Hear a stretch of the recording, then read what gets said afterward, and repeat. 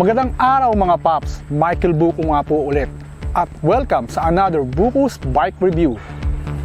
Retro fanatic ka ba? Well, ipapakilala ko po sa inyo ngayon ang bunsong kapatid ni Yamaha XSR 900 and 700, Yamaha's newest XSR 155.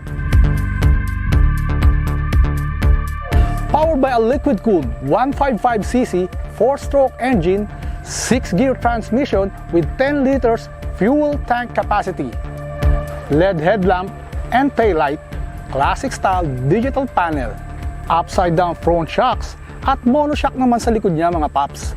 Front and rear disc brakes, pero yun nga lang non-ABS siya mga paps.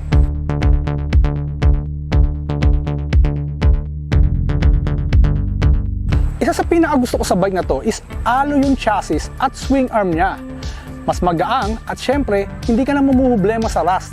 Fuel consumption niya is 49 kilometers per liter. Tipid, di ba? Pero depende to kung paano nyo patakbuhin yung motor. At syempre, naka-sleeper clutch siya mga paps. Kaya smooth ang shifting at syempre smooth din ang power delivery.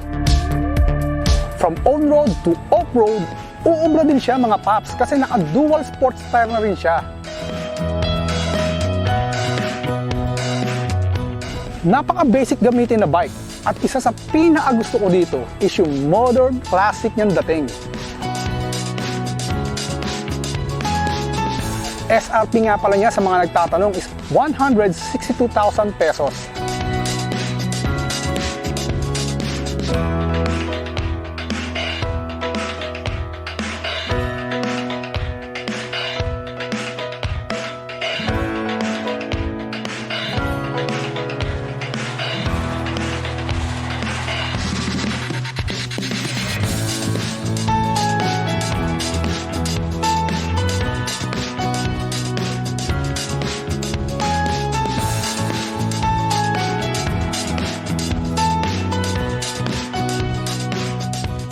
At bago tayo matapos mga paps, maraming salamat nga po pala kay Ma'am Jennifer Perey ng Yamaha Motor Philippines para sa pagpapahirap sa atin ng demo bike.